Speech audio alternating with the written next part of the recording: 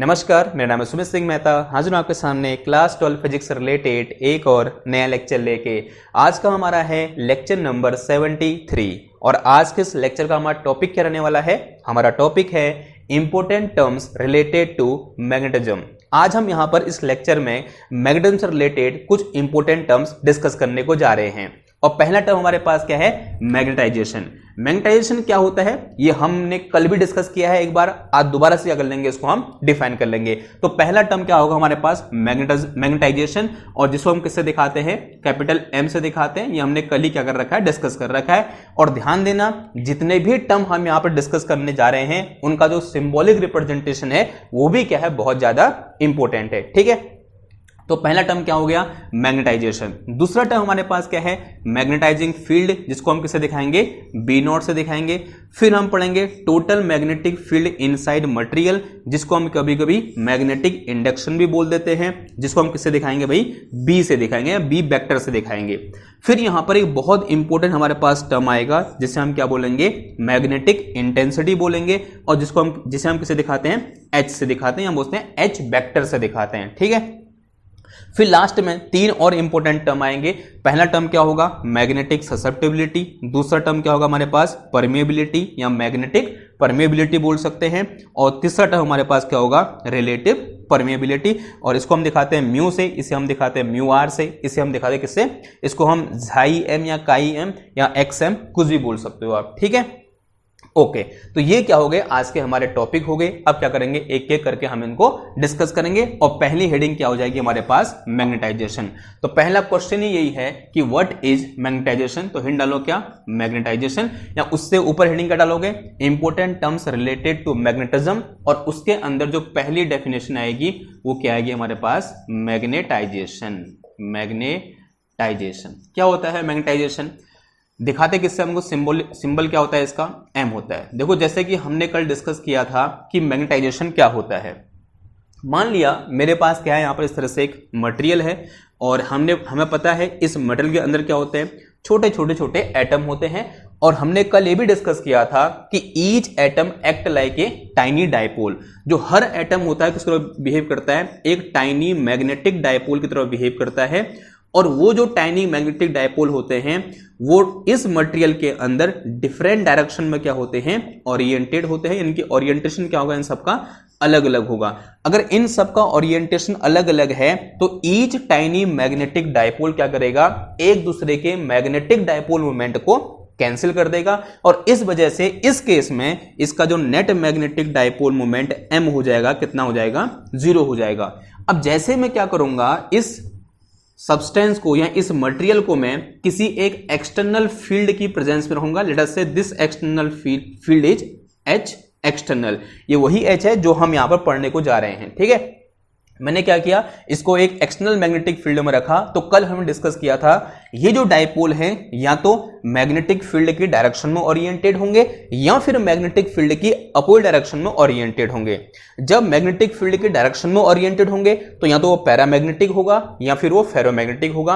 और जब वो मैग्नेटिक फील्ड की अपोजिट डायरेक्शन में ओरिएंटेड होंगे तब वो क्या होने वाला है? डाईमैग्नेटिक होने वाला है। तो मैं अज्यूम कर लेता हूं ये क्या है? पैरामैग्नेटिक मटेरियल है। तो पैरामैग्नेटिक मटेरियल के लिए ये जो डायपोल यहां पर है ये मैग्नेटिक फील्ड की डायरेक्शन में क्या होंगे? ओरिएंटेड होंगे। अब पैरामैग्नेटिक है तो कैसे ओरिएंटेड होंगे? पार्शियली ओरिएंटेड होंगे। यानी ये जो मेरे पास मैग्नेटिक डायपोल है यहां पर इसके अंदर, ये सब के सब इस तरह से पार्शियली क्या हो जाएंगे? मैग्नेटिक फील्ड की डायरेक्शन में ओरिएंटेड हो जाएंगे। कंप्लीट ओरिएंटेशन ऐसा नहीं हो जाएगा, थोड़ा सा क्या होंगे?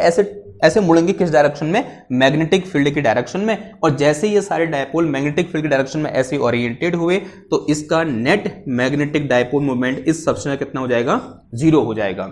और इस प्रोसेस को यानी इस सब्सटेंस का यहां से यहां आना क्या कहलाता है? मैग्नेटाइजेशन कहलाता है। तो this process is known as magnetization. इसे हम क्या बोलते हैं? मैग्नेटाइजेशन बोलते हैं। मैग्नेटाइजेशन। ठीक है, ये दिख रहा है? दिख रहा है यार? क्या हो गया इसको? क्या बोलते हैं इस प्रोसेस को? हम मैग्नेटाइजेशन बोलते हैं। And it is represented by M. किससे दिखाते हैं हम इसको? एम से दिखाते हैं। ये बात समझ में आ रही है आपको? तो ये क्या हो गया? मैग्नेटाइजेशन का थ्योरेटिकल एक्सप्लेनेशन हो गया कि थ्योरेटिकली या बोल सकते हैं क्वालिटेटिवली हम इस तरह से मैग्नेटाइजेशन को समझ सकते हैं कि जब भी हम किसी एक सब्सटेंस को मैग्नेटिक फील्ड की प्रेजेंस में रखते हैं या एक्सटर्नल मैग्नेटिक फील्ड की प्रेजेंस में रखते हैं, तब उसके अंदर जो टाइनी मैग्नेटिक डायपोल हैं वो या तो मैग्नेटिक फील्ड की डायरेक्शन में या फिर मैग्नेटिक फील्ड के अपोजिट डायरेक्शन में क्या होते हैं, ओरिएंटेड होते हैं या फिर घूम जाते हैं। तब इस फिनोमेना को हम क्या बोलते हैं, मैग्नेटाइजेशन बोलते हैं। And mathematically this magnetization m equal to, ये भी हमने कल डिस्कस किया था कि मैथमेटिकली ये जो मैग्नेटाइजेशन m होता है किसका होता है, magnetic dipole moment per unit volume, क्योंकि इसके अंदर कुछ न कुछ मैग्नेटिक डायपोल मोमेंट होगा and magnetic dipole moment per unit volume is known as magnetisation. तो this is magnetic dipole moment, magnetic dipole moment per unit volume, यानी upon में कितना आ जाएगा भाई, वॉल्यूम आ जाएगा। तो इस तरह से हम क्या करेंगे, अपने मैग्नेटाइजेशन को डिफाइन करेंगे। तो magnetization m vector equal to कितना आ जाएगा, magnetic dipole moment per unit volume. अगर मैं ये बोलूं इस सब्सटेंस का वॉल्यूम v है और इसका मैग्नेटाइजेशन या बोलते हैं मैग्नेटिक डायपोल मोमेंट कितना है, स्मॉल m है, then magnetization of this substance will be equal to magnetic dipole moment of substance divided by volume of substance. तो इस तरह से हम क्या करेंगे, अपने मैग्नेटाइजेशन को डिफाइन करेंगे। यहां से साफ साफ दिख रहा है जो मैग्नेटाइजेशन की डायरेक्शन होगी वो magnetic field, magnetic dipole moment की डायरेक्शन में ही होगी। इसका मतलब magnetization is a vector quantity. जो m होता है या कैपिटल M होता है वो मेरे पास क्या होता है, this is our vector quantity. ये कैसी क्वांटिटी है भाई, वेक्टर क्वांटिटी है। अगर मैं इसकी यूनिट की बात करूं तो यूनिट की बात क्या हो जाएगी, यूनिट क्या हो जाएगा, unit of magnetic dipole moment जो क्या होती है, एम्पियर मीटर स्क्वायर होती है, अपॉन नीचे क्या है वॉल्यूम, यानी कितना आ जाएगा, मीटर की पावर 3 आ जाएगा। इससे ये कैंसिल हो जाएगा, 2 से 3 एक बचा इधर पर, तो कितना आ गया, एम्पियर मीटर इनवर्स आ गया। अगर मैं dimension formula of capital M निकालूंगा तो कितना आ जाएगा, एम्पियर का तो A ही होता है और ये क्या है, मीटर है, तो कितना आ जाएगा, L-1 आ जाएगा। तो दिस इज अवर मैग्नेटाइजेशन। तो ये हमारे पास क्या है, यहाँ पर हमारा मैग्नेटाइजेशन है। एक सिंपल सी डेफिनेशन थी जो हमने क्या कर लिए, डिस्कस कर ली। अब बढ़ते हैं अपने अगले टर्म की ओर, और अगला टर्म मेरे पास क्या है भाई, मैग्नेटाइजिंग फील्ड। तो उसके लिए मुझे जगह चाहिए, तो जगह चाहिए तो मुझे कुछ चीजें मिटानी पड़ेंगी, तो मैं इसे मिटा रहा हूं और हेड डालो क्या, मैग्नेटाइजिंग फील्ड। ठीक है, अब जैसे नाम से ही फील आ रहा है कि मैग्नेटाइजिंग फील्ड का मतलब क्या हुआ, ऐसा फील्ड जो मैग्नेटाइजेशन के रिस्पॉन्सिबल होता है उसे हम क्या बोलते हैं, मैग्नेटाइजिंग फील्ड बोलते हैं। तो हमारे पास जो नेक्स्ट हेडिंग है, यानी दूसरा जो टर्म है, इसको फर्स्ट लिख देना, ठीक है, मैंने हैशटैग लिखा है, फर्स्ट लिख देना इसको। तो दूसरा टर्म है वो हमारे पास क्या है, मैग्नेटाइजिंग फील्ड। क्या है, मैग्नेटाइजिंग फील्ड। पहले भाई डेफिनेशन लिख लो, नाम से पता चल रहा है, a field which is responsible for magnetization. अब आपको यहां पर लग रहा होगा कि भाई यहां तो हमने H लिखा, ठीक है, यहां मैंने B0 लिख दिया, एक गड़बड़ नहीं होगी, ये अपने आप कॉन्ट्राडिक्शन नहीं हो गया कि मैं यहां बोल रहा हूं मैंने यहां पर H एक्सटर्नल फील्ड लगा रखा है और यहां पर मैं क्या बोल रहा हूं, मैग्नेटाइजिंग फील्ड कितना है, B0 है। धैर्य रखो, थोड़ी देर में अपने आप समझ में आ जाएगा कि मैं ऐसा क्यों बोल रहा हूं। ठीक है, मैं एक बार क्लू भी देता हूं आपको, ऐसा इसलिए बोल रहे हैं क्योंकि यहां से कैलकुलेशन क्या होती है, आसान होती है। ठीक है, इन कंपेयर टू B0। ठीक, नाउ क्या होता है मैग्नेटाइजिंग फील्ड, लिख के चलो इसमें, magnetic field, magnetic field which is responsible for, which is responsible for magnetization, magnetization is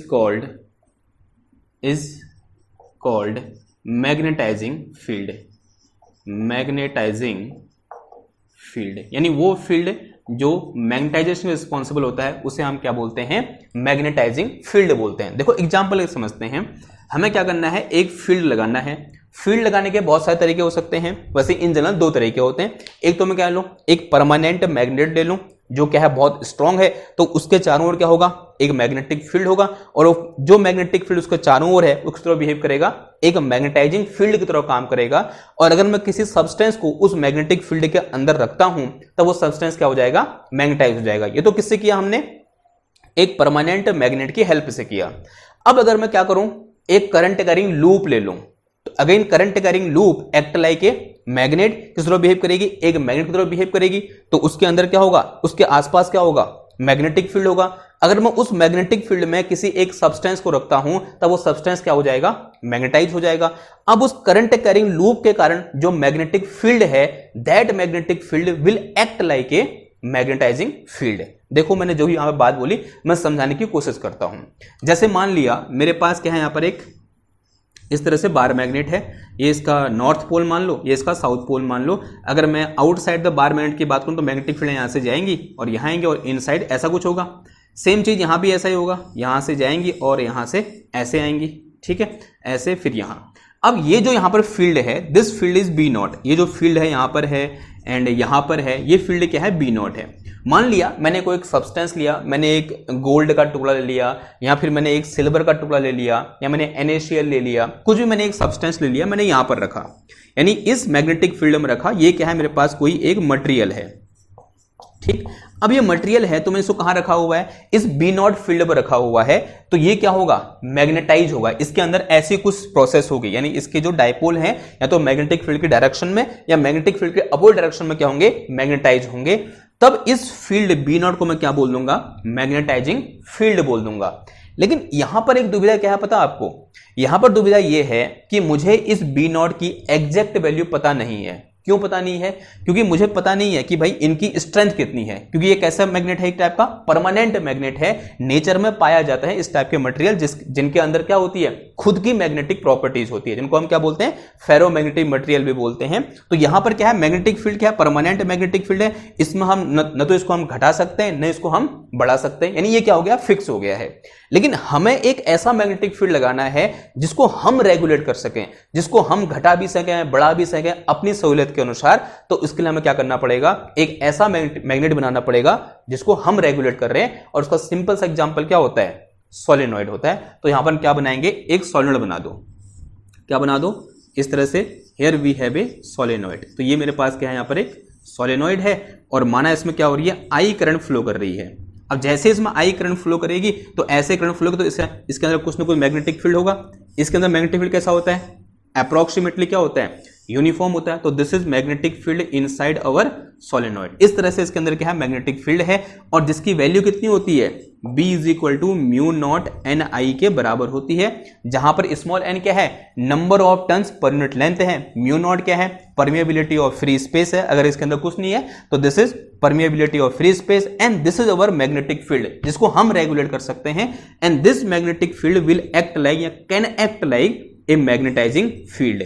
ये जो मेरे पास बी नॉट है जो कि along the axis of solenoid होगा, जो कि और सोलेनॉइड के अंदर होगा, एक किस तरह बिहेव कर सकता है, एक मैग्नेटाइजिंग फील्ड की तरह बिहेव कर सकता है। क्योंकि मैं अगर इस सब्सटेंस को यहां से उठाऊं और इसके अंदर डाल दूं, ये जो मेरे पास सोलेनॉइड है इस सोलेनॉइड के अंदर डाल दूं, तो इसके अंदर क्या है, इस तरह से यूनिफॉर्म फील्ड है जिसकी वैल्यू मुझे पता है, कितनी वैल्यू है, म्यू नॉट एन आई के बराबर वैल्यू मुझे पता है। और आई को बढ़ाऊंगा तो इसके अंदर क्या होगा, मैग्नेटिक फील्ड बढ़ेगा, आई को घटाऊंगा तो मैग्नेटिक फील्ड घटेगा। ठीक है, ये बात समझ में आ रही है आपको। यानी this magnetic field B naught can act like a magnetising field, क्योंकि ये क्या कर सकता है, किसी भी एक मटेरियल को मैग्नेटाइज कर सकता है।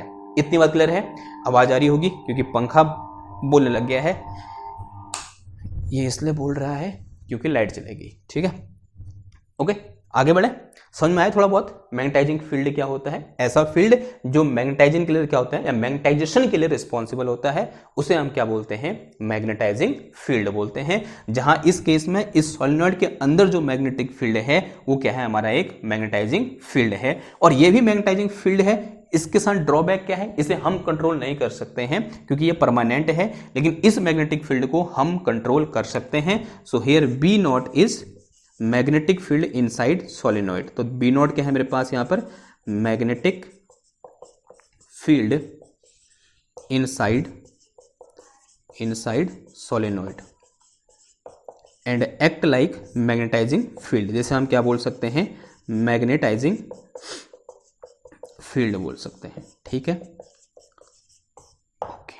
अब देखो, अब एक स्टेप आगे बढ़ते हैं। जो हमारे पास नेक्स्ट टर्म है वो क्या है, total magnetic field inside material. तो उसके लिए मुझे अगेन जगह चाहिए, तो मैं इसको मिटा रहा हूं। ये अभी काम आएगा थोड़ा बहुत, तो इससे हम मिटा के चल रहे हैं क्योंकि आपने ये नोट कर लिया होगा। तो नेक्स्ट हमारे पास हेडिंग है, हेडिंग नंबर 3 या term number 3, that is total magnetic field. Total magnetic field inside material, inside material, and इसी को हम क्या बोल देगा, मैग्नेटिक इंडक्शन। मैग्नेटिक इंडक्शन भी कभी कभी इसको हम बोल देते हैं, ठीक है। एंड रिप्रेजेंटेड बाई बी, किससे दिखाते हैं हम इसको, बी से दिखाते हैं। समझते हैं जरा, इस सेकंड टर्म से ही क्या है, ये कनेक्टेड है। कैसे कनेक्टेड है समझो। माना इस तरह से मेरे पास क्या है, ये सोलेनॉइड है, थोड़ा सा इसको सिंपल वाला बना रहे हैं, ऐसे बहुत सारे टर्म न बना के मैं थोड़े से टर्म बना रहा हूं ताकि आपको इसके अंदर क्या हो रहा है वो समझ में आ जाए। तो एक टर्न ये है, एक टर्न ये है, एक टर्न ये है, एक टर्न ये है, एक टर्न ये है, ठीक है। माना इसमें आई करंट क्या कर रही है, फ्लो कर रही है। यहां से कितनी करंट फ्लो करी, आई करंट, और यहां से आई करंट ऐसे क्या होगी, बाहर आ गई। अब जैसे इसमें आई करंट फ्लो करेगी, इसके अंदर कुछ ना कुछ मैग्नेटिक फील्ड होगा, and that magnetic field is B naught. उसकी वैल्यू कितनी होगी भाई, बी नॉट होगी। मान लिया इसमें मैग्नेटिक फील्ड कहाँ की ओर है, इस डायरेक्शन में है, तो this is our magnetic field B naught, जिसकी वैल्यू कितनी होगी, म्यू नॉट एन आई के बराबर होगी। And this is our magnetizing field. ये हमारे पास क्या है, मैग्नेटाइजिंग फील्ड है। अब मैं क्या कर रहा हूं, इसके अंदर, इस सॉलिनॉइड के अंदर एक मटेरियल को इंसर्ट कर रहा हूं। वो मटेरियल आयरन हो सकता है, वो निकल हो सकता है, वो बिस्मथ हो सकता है, वो कोबाल्ट हो सकता है, वो लिक्विड फॉर्म में भी हो सकता है, वो गैसेस फॉर्म में भी हो सकता है, वो वाटर हो सकता है, वो ऑक्सीजन हो सकता है। कोई भी एक मटेरियल है, मैंने क्या किया, इसके अंदर उसको इंसर्ट किया। माना इस तरह से मैंने इस मटेरियल को इसके अंदर क्या कर दिया, इंसर्ट कर दिया। ध्यान समझना बात को, ये एक मटेरियल मैंने इसके अंदर इस तरह से क्या किया है, इंसर्ट किया है। यानी ये मटेरियल अब कहाँ रखा हुआ है, इस मैग्नेटिक फील्ड की प्रेजेंस में रखा हुआ है, या बोल सकते हैं इस बी नॉट फील्ड में मैंने इस मटेरियल को रखा। और अभी हमने फर्स्ट पॉइंट पढ़ा था कि जब भी हम किसी मटेरियल को एक्सटर्नल मैग्नेटिक फील्ड में रखते हैं तो कौन सी प्रोसेस होती है, मैग्नेटाइजेशन की प्रोसेस होती है। और मैग्नेटाइजेशन की प्रोसेस के दौरान इसके अंदर जितने भी डायपोल हैं वो या तो मैग्नेटिक फील्ड की डायरेक्शन में अलाइन होते हैं या फिर मैग्नेटिक फील्ड की अपोजिट डायरेक्शन में अलाइन होते हैं। हाँ, कभी कभी पार्शियली होते हैं और कभी कभी स्ट्रांगली होते हैं, ठीक है। नाउ तो सेम चीज इसके अंदर भी होगी, यानी इसके अंदर छोटे छोटे डायपोल हैं, मान लिया वो सबके सब कहां हो गए, मैग्नेटिक फील्ड की डायरेक्शन में क्या हो गए, अलाइन हो गए। मैंने मान लिया क्या है, आयरन है, दिस इज आयरन स्लैब। माना ये मेरे पास क्या है, आयरन की स्लैब है, और आयरन क्या होता है, एक फेरोमैग्नेटिक मटेरियल है। तो इसके जितने भी डायपोल हैं इसके अंदर, वो सबके सब कहां के अलाइन होंगे, मैग्नेटिक फील्ड की डायरेक्शन में अलाइन होंगे। अगर वो सारे डायपोल मैग्नेटिक फील्ड की डायरेक्शन में अलाइन होंगे तो इसका अब जो मैग्नेटिक डायपोल मोमेंट है वो नॉन जीरो हो जाएगा। अगर इस मटेरियल का magnetic dipole moment non zero हो गया, अब इस मटेरियल के अंदर कुछ न कुछ मैग्नेटिक फील्ड होगा नहीं होगा, आंसर है हाँ जी होगा।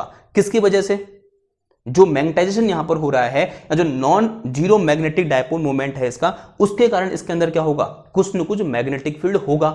और कुछ मैग्नेटिक फील्ड तो पहले से है, कितना, बी नॉट, ठीक। तो मैं अज्यूम कर ले रहा हूं ड्यू टू मैग्नेटाइजेशन इसके अंदर जो मैग्नेटिक फील्ड आया वो कितना है, बीएम है। मैंने यहां पर एक टर्म डिफाइन किया, क्या, BM. BM is magnetic field, magnetic field inside material due to magnetization, जो मैग्नेटाइजेशन की मैग्नेटाइजेशन से जो मैग्नेटिक फील्ड है वो कितना है, बीएम है। अब देखो नेक्स्ट लाइन में क्या लिखूंगा, अगर मैं आपसे पूछूं बताओ भाई इसके अंदर, इस मटेरियल के अंदर नेट मैग्नेटिक फील्ड कितना होगा, तो आंसर बड़ा सिंपल है, this magnetic field plus this magnetic field. Now total magnetic field inside material. तो ये कहानी तो आप भी लिख सकते हो, क्योंकि जोड़ना आपको बचपन से आता है। आता नहीं आता है, हाँ जी आता है। नाउ अगर मैं आपसे पूछूं टोटल मैग्नेटिक फील्ड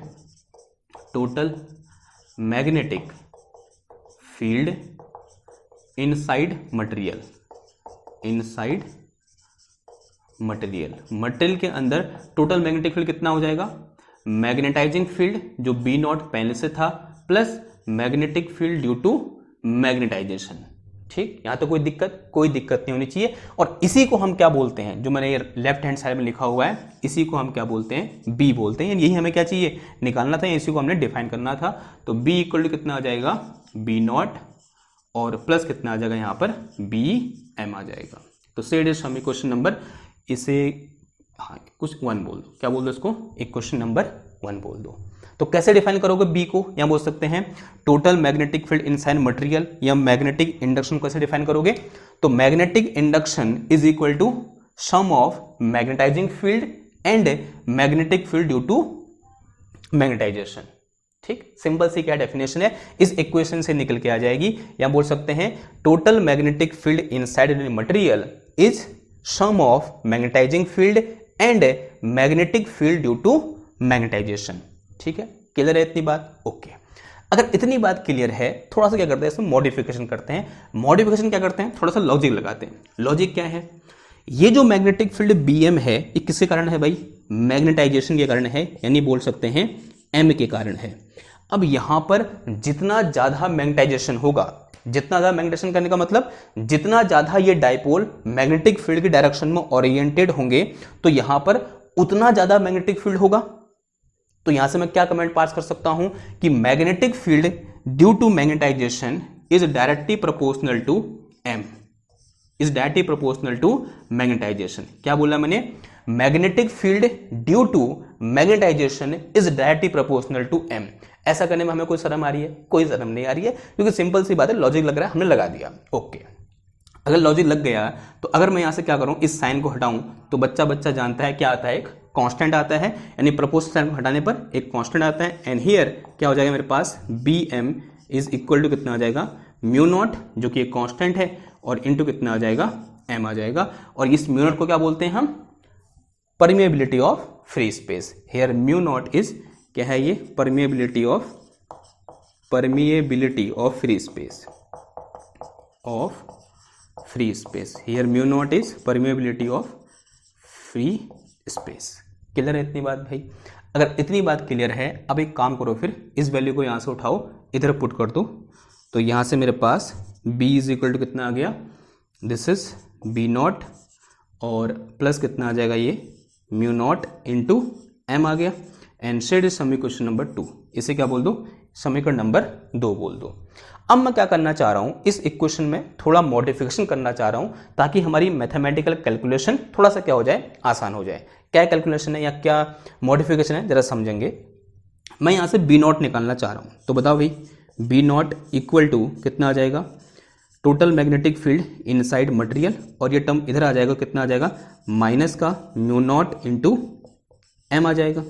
ठीक है, अगर मैं यहां से क्या करूं, इस राइट हैंड साइड से म्यू नॉट कॉमन ले लूं, ले लिया कॉमन, हाँ जी ले लिया, तो अंदर कितना बच गया, ये अंदर बच गया मेरे पास क्या, b divided by mu not, और माइनस कितना आ जाएगा, m आ जाएगा। ठीक है, अब इस म्यू नॉट को इधर ले आओ, तो यहां से मेरे पास कितना आ गया, b not divided by mu not is equal to कितना आ गया, b divided by mu not, और माइनस कितना आ गया, m आ गया।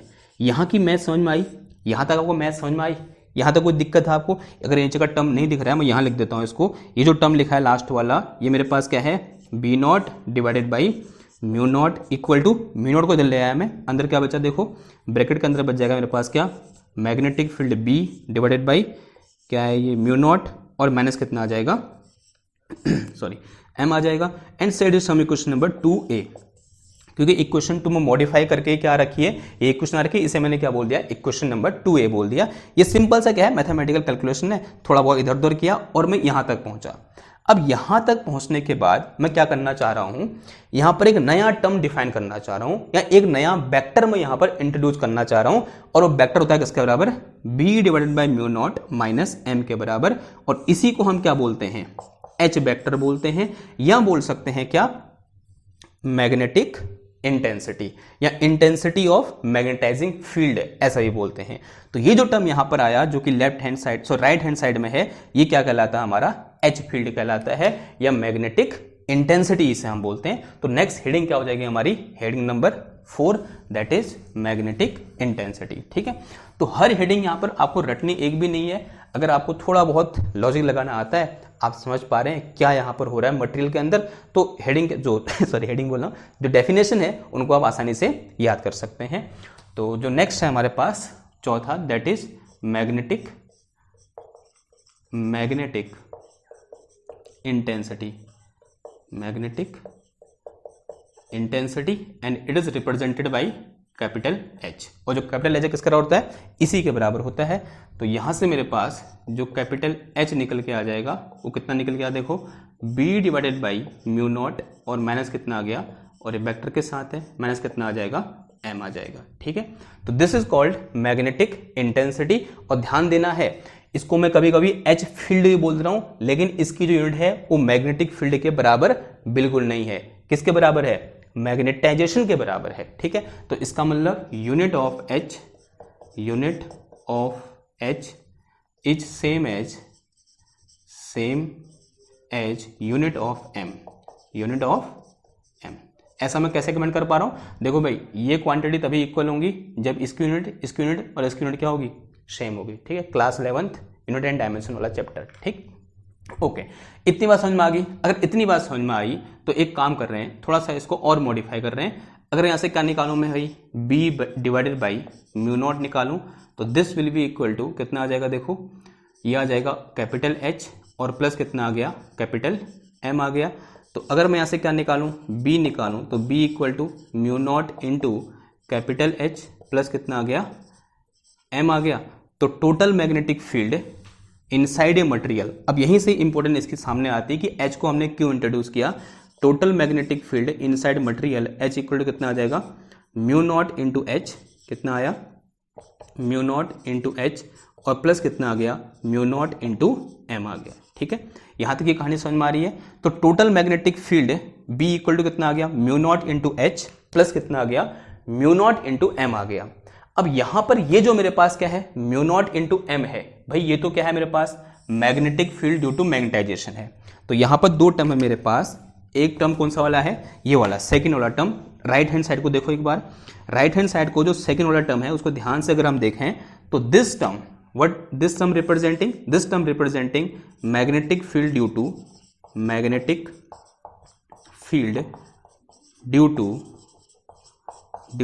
magnetization। क्लियर है बात इतनी। और ये जो टर्म है, ये वाला फर्स्ट वाला जो टर्म है, तो कौन सा टर्म बचा बताओ, ये टोटल मैग्नेटिक फील्ड है मेरे पास यहाँ पर, और ये क्या है मेरे पास, magnetic field due to magnetisation है। तो ये क्या है, this is magnetic field due to external agent. जो भी एक्सटर्नल एजेंट होगा, जैसे इस केस में क्या था हमारे पास, सॉलिनॉइड था, यहां पर सॉलिनॉइड बनाया था मैंने, तो इस केस में क्या था हमारा, सॉलिनॉइड था। तो और केस में कोई वायर हो सकता है, कोई एक परमानेंट मैग्नेट हो सकता है। तो ये जो टर्म है ये वाला, वो किसको दिखा रहा है, this term representing magnetic field due to external agency. This term representing magnetic field due to external agent, for example solenoid. Example लेके क्या हो जाएगा, सोलेनॉइड के कारण जो मैग्नेटिक फील्ड होगा उसको कौन दिखा रहा है, ये चीज दिखा रही है, यानी क्या, म्यू नॉट इंटू H। ठीक है, क्लियर है इतनी बात। और इन दोनों का सम ऑब्वियसली बात किसके बराबर होगा, टोटल मैग्नेटिक फील्ड के बराबर होगा। और ये जो मेरे पास फॉर्मूला है भाई बहुत इंपॉर्टेंट है, इसको क्या कर देंगे, इस तरह से हम स्टार लगा देंगे। तो इसे क्या बोल दो, कुछ इक्वेशन नंबर 1 2 हो गया था, इसे क्या बोल देंगे, इक्वेशन नंबर 3 बोल देंगे। ठीक है, नाउ एक चीज नोट करना, अगर मैं ये बोलूं, if there is no material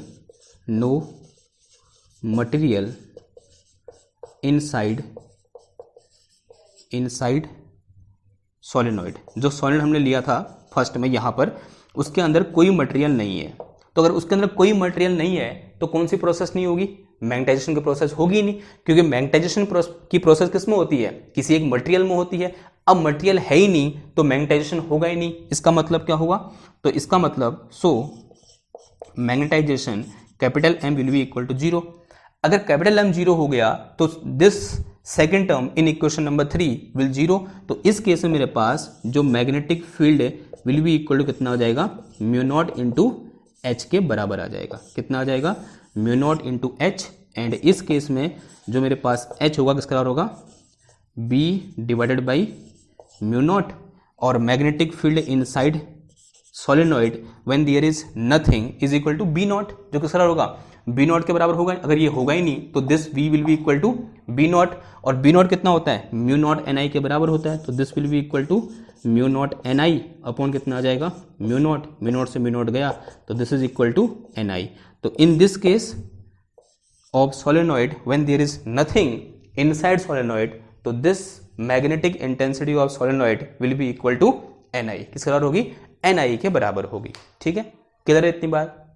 okay, इतनी बात क्लियर है। आई थिंक थोड़ा सा क्या हो रहा है, ये कम लग रहा है ना, इस समय इंक डाल के लाता हूँ, आप थोड़ा सा क्या कर लो, वेट कर लो। ठीक है, चलो भाई, ठीक है, आगे बढ़े। तो कहाँ तक पहुँच गए थे हम? इधर तक पहुँच गए थे कि किसी एक, अगर सॉलिनॉइड के अंदर किसी भी टाइप का मटेरियल नहीं है तो उसके लिए मैग्नेटिक इंटेंसिटी की वैल्यू कितनी होगी? Ni के बराबर होगी। ठीक है, MCQ में क्वेश्चन आ सकता है, तो आप इसके लिए क्या रहेंगे? तैयार रहेंगे। अब थोड़ा सा आगे बढ़ते हैं, थोड़ा सा और डिस्कशन करते हैं और कुछ नए नए टर्म यहाँ पर और डिफाइन करने की कोशिश करते हैं। जो हमारे पास नया टर्म है वो है हमारे पास क्या? Magnetic susceptibility. तो हिंट डालो क्या?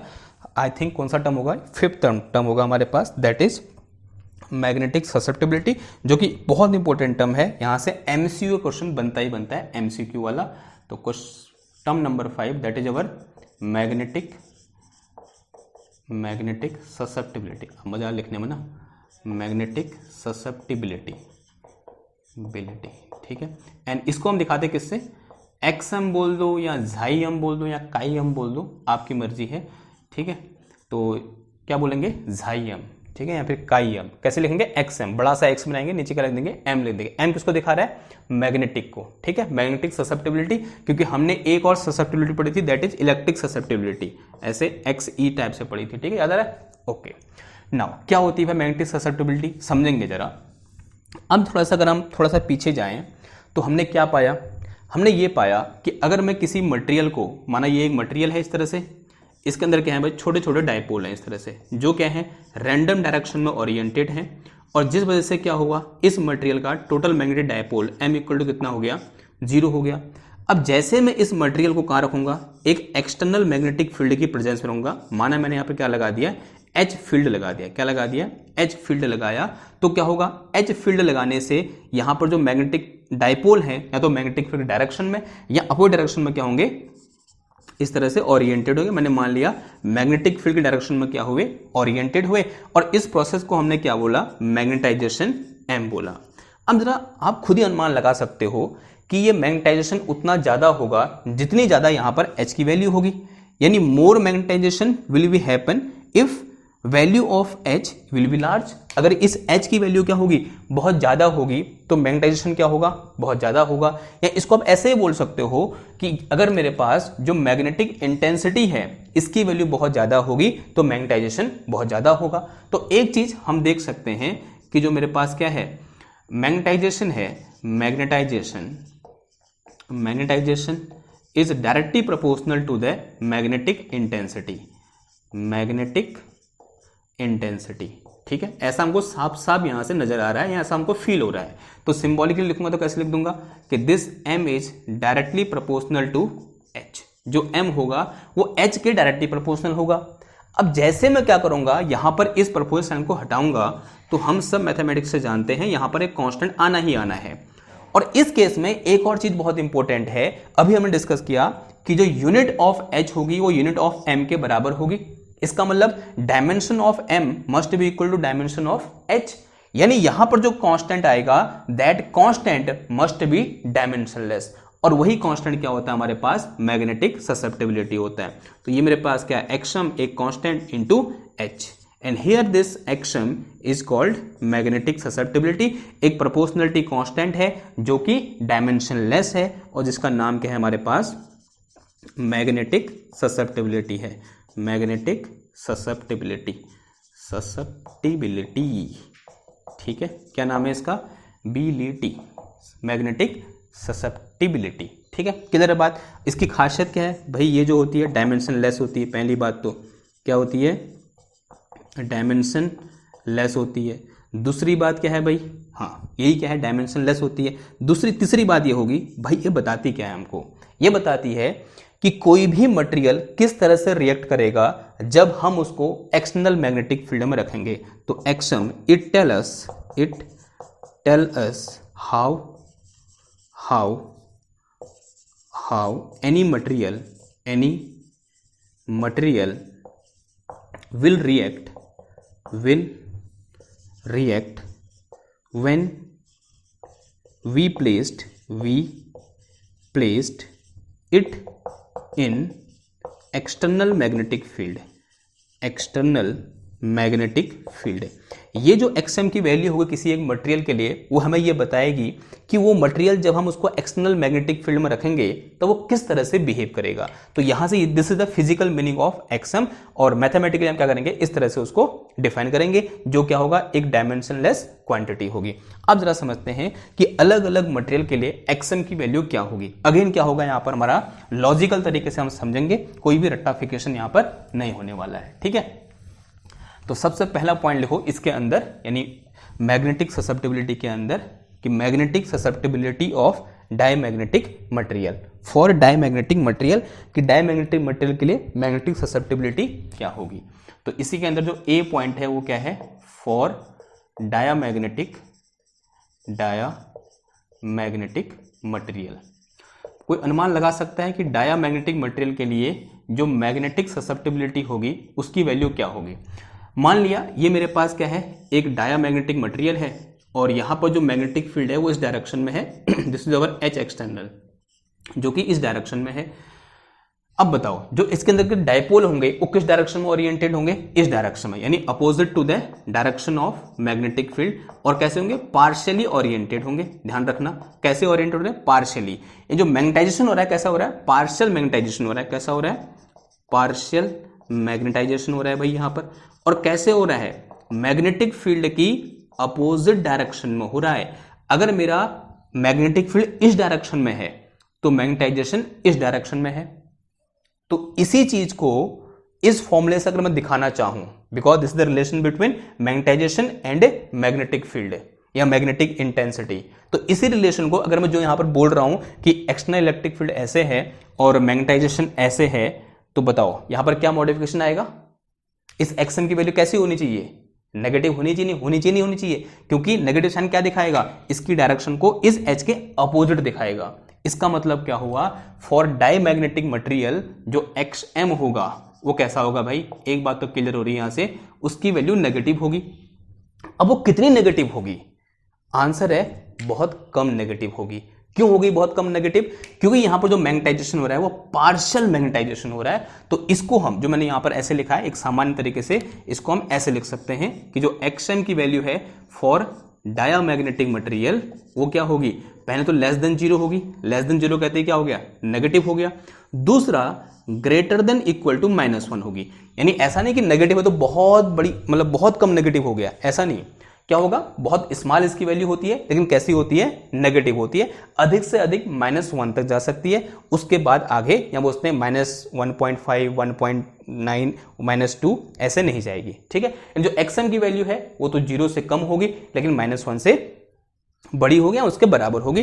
तो इस तरह से क्या होता है, किसी एक डायमैग्नेटिक मटेरियल के लिए मैग्नेटिक ससेप्टिबिलिटी को लिखा जाता है।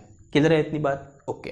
कहां से आया आंसर, यहां से आया, रटना बिल्कुल नहीं है, ठीक है, क्योंकि जो m होता है वो h के अपोजिट डायरेक्शन में होता है, तो यहां पर कैसा नंबर आना चाहिए, कोई नेगेटिव नंबर आना चाहिए, इसलिए xm की वैल्यू कैसी होगी, नेगेटिव होगी। नेगेटिव होगी, लेकिन पार्शियल मैग्नेटाइजेशन हो रहा है तो बहुत कम नेगेटिव होगी। और कितनी कम होगी, -1 के बराबर मैक्सिमम नेगेटिव हो सकती है, और उसके बड़ी होगी, ठीक है, क्लियर। बी पार्ट है हमारे पास किसके लिए, for paramagnetic material, for paramagnetic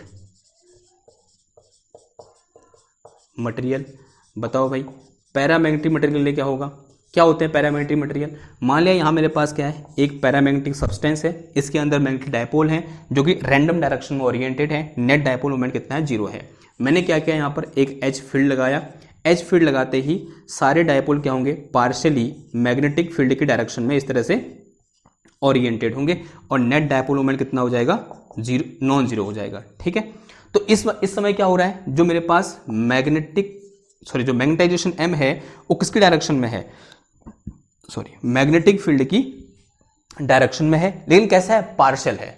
अगर मैं इस इक्वेशन से देखूं, मेरा मैग्नेटिक फील्ड, जो मेरा मैग्नेटाइजेशन है वो मैग्नेटिक फील्ड की डायरेक्शन में है, लेकिन बहुत कम यहां पर क्या हो रहा है, मैग्नेटाइजेशन हो रहा है। इसका मतलब एक्सएम की वैल्यू कैसी होगी भाई, एक तो मुझे पता चल गया पॉजिटिव होनी है, क्योंकि दोनों की डायरेक्शन कैसी है, सेम है। अगेन सेम वही मैथमेटिक्स लगाएंगे कि यहां पर साइन कैसा आना चाहिए, पॉजिटिव आना चाहिए, तभी तो क्या दिखाएगा वो, दोनों की डायरेक्शन को सेम दिखाएगा ना मैथमेटिकली। यहाँ बोलते हैं वेक्टर एनालिसिस अगर हम करें तो यहाँ पर साइन कैसा होना चाहिए, पॉजिटिव होना चाहिए, तभी तो क्या होगी, एम और एच की डायरेक्शन सेम होगी। तो एम और एच की डायरेक्शन सेम है, इसका मतलब एक्सएम कैसा है मेरा, पॉजिटिव है।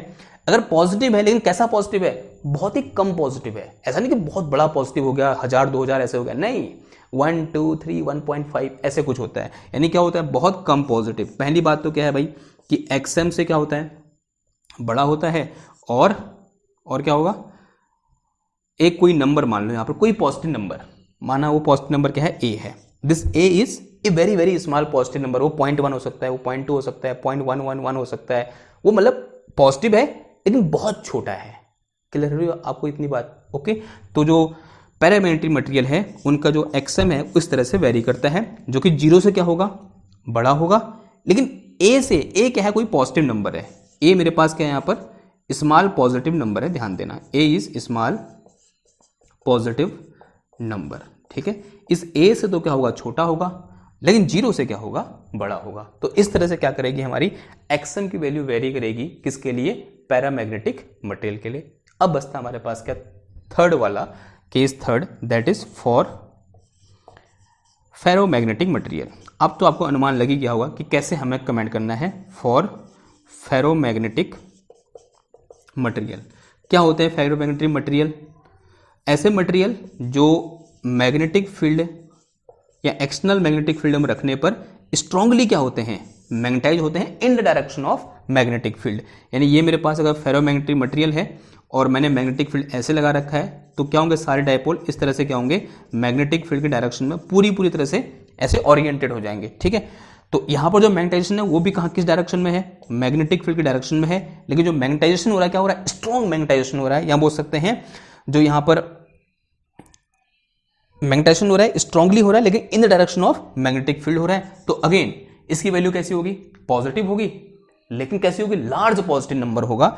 इसका मतलब क्या होगा कि for this type of material, या बोलते हैं फॉर फेरोमैग्नेटिक मटेरियल, जो एक्सएम होता है, तो यहां लिख देंगे पैरा के लिए, ठीक है, this is for para and this is for ferro. तो जो फेरो के लिए होगा, this is very very large, या बोलते हैं ग्रेटर देन 1, ऐसा बोल सकते हैं हम, ठीक है। तो this is value of XM, या बोलते हैं जाइम, या value of magnetic susceptibility for ferromagnetic material. ऐसा क्यों आया, क्योंकि दोनों की डायरेक्शन क्या है, सेम है, और जो मैग्नेटाइजेशन है वो क्या है, बहुत ज्यादा मैग्नेटाइजेशन है, या बोलते हैं strongly magnetize in the direction of magnetic field. And उस चीज को कौन दिखाएगा, इस एक्सएम की वैल्यू क्या होगी, लार्ज होगी। उस चीज को क्या दिखाएगा कि वो क्या हो रहा है, मैग्नेटिक फील्ड डायरेक्शन में स्ट्रांगली क्या हो रहा है, मैग्नेटाइज हो रहा है। अब आपको इस लाइन की फील आ रही होगी कि it tell us how any material will react when we placed it in external magnetic field. यानी मेरे पास कोई एक मटेरियल है जिसके लिए मैग्नेटिक ससेप्टिबिलिटी की वैल्यू नेगेटिव है और बहुत छोटी है, इसका मतलब कैसा मटेरियल है, डायमैग्नेटिक मटेरियल है, तो उसमें जो मैग्नेटाइजेशन होगा वो मैग्नेटिक फील्ड की अपोजिट डायरेक्शन में होगा। पहली बात समझ में आ गई। दूसरी बात, अगर मेरे पास कोई मटेरियल है जिसके लिए मैग्नेटिक ससेप्टिबिलिटी की वैल्यू बहुत छोटी है लेकिन पॉजिटिव है, स्मॉल है बट पॉजिटिव, तो वो कैसे मटेरियल होंगे, मेरे पास पैरामैग्नेटिक मटेरियल होंगे। और लास्ट केस में अगर मेरे पास कोई मटेरियल है जिनके लिए मैग्नेटिक ससेप्टिबिलिटी की वैल्यू क्या है, लार्ज है और पॉजिटिव है, तो लार्ज पॉजिटिव यानी वो कैसा मटेरियल है, फेरोमैग्नेटिक मटेरियल है, यानी वो मैग्नेटिक फील्ड में रखने पर स्ट्रांगली क्या होगा, मैग्नेटिक फील्ड के डायरेक्शन में मैग्नेटाइज होगा। Now I hope you get the meaning of, physical meaning of this magnetic susceptibility। Clear है इतनी बात, ओके। अगर इतनी बात क्लियर है तो थोड़ा सा क्या करते हैं और आगे बढ़ते हैं और नए टर्म की ओर कूच करते हैं। और नया टर्म हमारे पास क्या रहने वाला है, परमिएबिलिटी, या बोल सकते हैं magnetic permeability. Again important term और एग्जाम में आता है भाई, एमसीक्यू वहां से क्वेश्चन बन जाता है। देखो क्या पढ़ा हमने, नेक्स्ट टर्म है, इसको मिटा दूं मैं 5 वाले को, term number 6 and that is magnetic permeability. Magnetic permeability and it is represented bye new. किससे दिखाते हैं इसको हम, न्यू से दिखाते हैं। देखो भाई अब कैसे पहुंचेंगे भाई इस टर्म तक, देखो पहुंचने का तरीका बड़ा आसान है। अभी थोड़ी देर पहले हमने एक चीज डिस्कस की थी, क्या, B इक्वल टू क्या होता है, mu not into H। This term come due to the external current और we can say external agent, and plus mu not into M, and this term come from magnetisation of material, ठीक है। और अभी मैंने पढ़ा कि जो मेरे पास क्या होता है, m होता है, this m is equal to X M into H, ऐसा पढ़ा मैंने, हाँ जी पढ़ा, तो उठा के यहाँ रख दो, फिर क्या दिक्कत है। अगर कोई दिक्कत नहीं है तो b वेक्टर इक्वल टू कितना आ गया, म्यू नॉट इंटू एच और plus mu not X M into कितना आया, h आ गया। दोनों ओर से म्यू नॉट h बाहर आ जाएगा, कॉमन है, तो b equal to mu not बाहर आएगा, इस साइड म्यू नॉट लो, अंदर कितना बच गया 1 प्लस एक्स एम और इंटू कितना आ गया, h आ गया। अगर ध्यान समझना, म्यू नॉट कॉन्स्टेंट है, हम पिछले 1 महीने से बात कर रहे हैं, एक्स एम भी कॉन्स्टेंट है, अभी अभी हमने बात करी, तो इसका मतलब this whole term is constant, ये पूरा टर्म यहाँ से यहाँ तक क्या होगा, कांस्टेंट होगा। और इसी कांस्टेंट को हम क्या बोलते हैं, मैग्नेटिक परमेबिलिटी बोलते हैं। तो यहाँ पर जो ये कांस्टेंट है, this constant is known as magnetic permeability, यानी mu not into 1 plus X M या 1 प्लस जाइएम, तो this thing is known as magnetic permeability. तो यहाँ से मेरे पास B इज इक्वल टू कितना आ जाएगा, म्यू इंटू एच आ जाएगा। तो B इज इक्वल टू कितना आ गया, यहाँ से मेरे पास म्यू इंटू एच आ गया, जहाँ म्यू क्या है, मैग्नेटिक परमेबिलिटी ऑफ मटेरियल है, और म्यू नॉट क्या है, परमेबिलिटी ऑफ फ्री स्पेस है, एक्सएम क्या है मेरे पास, ससेप्टिबिलिटी ऑफ मटेरियल है। अब यहाँ पर अगेन हम पहले किसके डिफाइन करेंगे, म्यू की वैल्यू फॉर डायमैग्नेटिक मटेरियल, पहला केस क्या हो जाएगा, फॉर डायमैग्नेटिक मटेरियल, फिर हम डिफाइन करेंगे किसके लिए, फॉर पैरामैग्नेटिक मटेरियल, और फिर हम डिफाइन करेंगे किसके लिए, सी में यहाँ पर फॉर फेरोमैग्नेटिक मटेरियल, कि इन मटेरियल के लिए जो म्यू की वैल्यू है वो क्या होगी। ठीक है, कैसे करेंगे, अगेन पूरा लॉजिक लगाएंगे, पूरी मैथमेटिक्स लगाएंगे, और उसके आधार पर हम यहाँ पर कमेंट करेंगे। जरा समझो, पहले वाले केस में आते हैं, जो एक्सएम की वैल्यू है या जो इस जाइएम की वैल्यू है या मैग्नेटिक ससेप्टिबिलिटी है किसके लिए, डायमैग्नेटिक मटेरियल के लिए, ये टर्म कैसा होने वाला है, मेरा नेगेटिव होने वाला है। तो दिस इज नेगेटिव, या स्मॉल नेगेटिव नंबर है कोई, है स्मॉल नेगेटिव वैल्यू है क्या, एक्सएम की, किसके लिए, डायमैग्नेटिक मटेरियल के लिए, जिसको हमने इस तरह से दिखा रखा है। यानी यहां से यहां तक ये जो टर्म है, ये जो ब्रैकेट के अंदर टर्म है, इस डायमैग्नेटिक मटेरियल के लिए ये टर्म कैसा होने वाला है, दिस इज 1 माइनस समथिंग आएगा। तो 1 minus something, it mean this whole term which is inside this bracket is less than 1, जो कि 1 से क्या है, छोटा है। और यहां मेरे पास म्यू नॉट है, यहां मेरे पास म्यू है, और मुझे इस म्यू नॉट को म्यू के बराबर करने के लिए इस म्यू नॉट को एक ऐसे नंबर से मल्टीप्लाई करना पड़ रहा है जो खुद 1 से छोटा है। इसका मतलब इस म्यू और म्यू नॉट में से बड़ा कौन सा है, ऑब्वियसली बात है म्यू नॉट क्या है, बड़ा है। तो इस केस के लिए जो म्यू होगा, this is less then mu naught होगा। तो in case of diamagnetic material जो म्यू नॉट होता है वो म्यू से बड़ा होता है, या बोल सकते हो जो म्यू होता है वो म्यू नॉट से छोटा होता है। यानी in case of diamagnetic material, या बोलते हैं magnetic permeability of diamagnetic material is less then permeability of free space. Clear है इतनी बात, ओके, इतनी बात क्लियर है। अब बढ़ते हैं अपने कहां की ओर, पैरामैग्नेटिक मटेरियल की ओर। अब पैरामैग्नेटिक मटेरियल में क्या है, जो एक्सएम की वैल्यू है वो पॉजिटिव है, लेकिन स्मॉल पॉजिटिव है। इसकी वैल्यू कैसी है भाई, पॉजिटिव है, लेकिन स्मॉल पॉजिटिव, ध्यान देना, कुछ इस तरह से हमने लिखा हुआ है इसको। ठीक, अगर इसकी वैल्यू स्मॉल पॉजिटिव है तो 1 plus something positive and it will be more than 1, यानी ये जो टर्म है जो ब्रैकेट के अंदर है, this term is more than 1, जो कि 1 से क्या है, बड़ा है। अब इस इक्वेशन को ध्यान से देखो, अगर मुझे म्यू को म्यू नॉट के बराबर करना है तो एक ऐसे नंबर से मल्टीप्लाई करना पड़ रहा है जो 1 से बड़ा है। इसका मतलब म्यू और म्यू नॉट में से बड़ा कौन सा है, म्यू और म्यू नॉट में से बड़ा कौन सा है, म्यू बड़ा है, क्योंकि इसको एक ऐसे नंबर से मल्टीप्लाई करना पड़ रहा है जो 1 से बड़ा है। यानी इसको, इस टर्म को इसके बराबर करने के लिए इस म्यू नॉट को किसी एक नंबर से जो कि 1 से बड़ा है उससे मल्टीप्लाई करना पड़ रहा है। तो यहां पर जो मेरे पास म्यू होगा, this will be greater than mu naught, जो कि म्यू नॉट से क्या होगा, बड़ा होगा। ठीक है, अब यहां पर सिर्फ एक बार ग्रेटर देन क्यों लिखा, क्योंकि ये जो यहां पर पॉजिटिव नंबर है ये बहुत छोटा होगा, because this A is a small positive number, यानी 1 से थोड़ा ही बड़ा होगा, 1.22 हो सकता है, 1.001 हो सकता है। ठीक है, बहुत ज्यादा पॉजिटिव नंबर ये नहीं होने वाला है, इसलिए mu is greater then mu naught. अब बारी किसकी है भाई, फेरोमैग्नेटिक मटेरियल की। और फेरोमैग्नेटिक मटेरियल के लिए अगेन जो मेरे पास एक्सएम होता है ये पॉजिटिव होता है, लेकिन लार्ज पॉजिटिव नंबर, पॉजिटिव तो है लेकिन उसमें भी कैसा है, लार्ज है। इसका मतलब this term is very very large, और वो भी कैसा, पॉजिटिव। यानी इस म्यू नॉट को म्यू के बराबर करने के लिए इसको एक लार्ज पॉजिटिव नंबर से मल्टीप्लाई करना पड़ रहा है। इसका मतलब इस म्यू की वैल्यू म्यू नॉट से क्या होगी, बहुत ज्यादा होगी। तो for ferromagnetic material this mu is greater then mu naught. तो इस तरह से क्या कर सकता हूं मैं, म्यू को डिफरेंट मटेरियल के लिए या उसके डायमैग्नेटिक मटेरियल के लिए, पैरामैग्नेटिक मटेरियल के लिए और फेरोमैग्नेटिक मटेरियल के लिए हम इस तरह से डिफाइन कर सकते हैं। ठीक है, ये बात समझ में आ रही है आपको? ओके, अगर इतनी बात समझ में आ रही तो ये क्या हो गया, हमारा मैग्नेटिक परमेबिलिटी हो गया। अब नेक्स्ट टर्म जो है हमारे पास वो है क्या, रिलेटिव परमेबिलिटी। तो हिंट डालो क्या, रिलेटिव परमेबिलिटी। क्या होती है भाई रिलेटिव परमेबिलिटी? रिलेटिव का मतलब क्या होता है, रिलेट करना। और रिलेट करने के लिए मैथमेटिक्स में हम क्या यूज करते हैं, रेशियो यूज करते हैं। तो ratio of permeability of medium to the permeability of free space is known as relative permeability. तो हमारे पास जो 7th टर्म है that is relative permeability. Permeability कैसे स्पेलिंग क्या लिख रहा हूं, permeability, and it is represented by mu R. और जो म्यू आर होता है किसका होता है, mu divided by mu not के बराबर होता है। अगेन अगर मैं इस इक्वेशन से यहां पर आता हूं तो mu divided by mu not कितना आ जाएगा, ये 1 + XM आ जाएगा। ठीक है, तो in this way we can define relative permeability. तो इस तरह से हम क्या कर सकते हैं, रिलेटिव परमेबिलिटी को डिफाइन कर सकते हैं।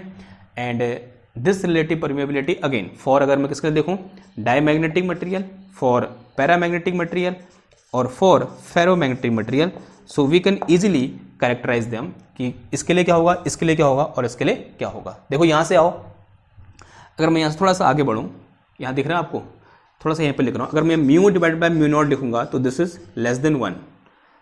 तो mu divided by mu not is less than 1, इसका मतलब इसके लिए जो म्यू आर होगा दैट इज लेस देन 1, होगा नहीं होगा? आंसर है हाँ जी होगा। अगर मैं यहां पर देखूंगा, देखो अगर मैं इसके लिए mu divided by mu not लिखूंगा दिस इज ग्रेटर देन 1, इसका मतलब यहां पर जो म्यू आर होगा for paramagnetic material that is greater than 1। अगर मैं इसके लिए देखूंगा तो क्या आएगा, देखो mu divided by mu not is greater than 1। तो यहां से मैं क्या लिखता हूं, देखो mu divided by mu nought यानी mu R is greater than 1।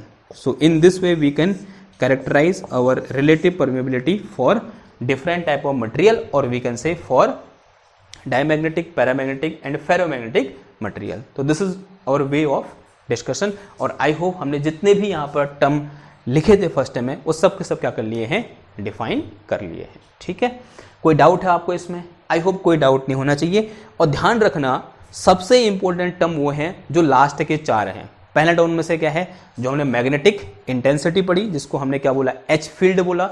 और फिर हमने क्या पढ़ा, मैग्नेटिक ससेप्टिबिलिटी पढ़ा जो कि बहुत इंपॉर्टेंट है। फिर हमने क्या पढ़ा, मैग्नेटिक परमेबिलिटी पढ़ा। और फिर हमने क्या पढ़ा, रिलेटिव परमेबिलिटी पढ़ा। ये चारों क्या है, बहुत इंपॉर्टेंट है। और लास्ट के 3 उससे भी ज्यादा इंपॉर्टेंट है। क्यों? क्योंकि क्वेश्चन आता है हमारे बोर्ड में कि डायमैग्नेटिक, पैरामैग्नेटिक और फेरोमैग्नेटिक मटेरियल के बीच 3 डिफरेंसेस बताओ। तो भाई 3 डिफरेंसेस होंगे। पहले डिफरेंस कहां से आ जाएगा, ससेप्टिबिलिटी से आ जाएगा। ससेप्टिबिलिटी क्या होती है, अगर मैं डायमैग्नेटिक बात करूं तो susceptibility of diamagnetic material is less than 0 and greater than equal to -1। For paramagnetic material it is greater than 0 and less than equal to is some positive number, and for ferromagnetic material it is greater than 1, it is greater than 1। तो एक difference यहां से आ गया, एक difference यहां से आ गया, एक डिफरेंस यहां से आ गया। आप ऐसे सिंबॉलिक फॉर्म में लिख के आओगे, कोई आपके नंबर नहीं काटने वाला, कोई लंबी चौड़ी कहानी लिखने की जरूरत नहीं है। आप 3 नंबर का क्वेश्चन 4 लाइन में सॉल्व कर सकते हो। ठीक है, तो इस तरह से यहां से बहुत सारे क्वेश्चन पूछे जा सकते हैं और एमसीक्यू यहां से आने की बहुत ज़्यादा चांसेस होते हैं। तो इसको एक अच्छे से क्या करना, एक बार पढ़ना, अगर एक बात देखने में समझ नहीं आया है दूसरी बात देख लेना, नोट्स बनाना और ऐसे ही पढ़ते रहना। ठीक है, और मैं इसी मेहनत से आपको पढ़ा रहा हूँ, ये मेरा पैशन है, आपको दिख ही रहा होगा मेरे एफर्ट में। और अगर आपको लगता है कि आपके लिए ये वीडियोस हेल्पफुल होते हैं तो उसको लाइक करो, शेयर करो, सब्सक्राइब करो। मैं मिलता हूँ आपसे नेक्स्ट क्लास में एक और नए टॉपिक के साथ। तब तक थैंक यू, धन्यवाद, बाय बाय।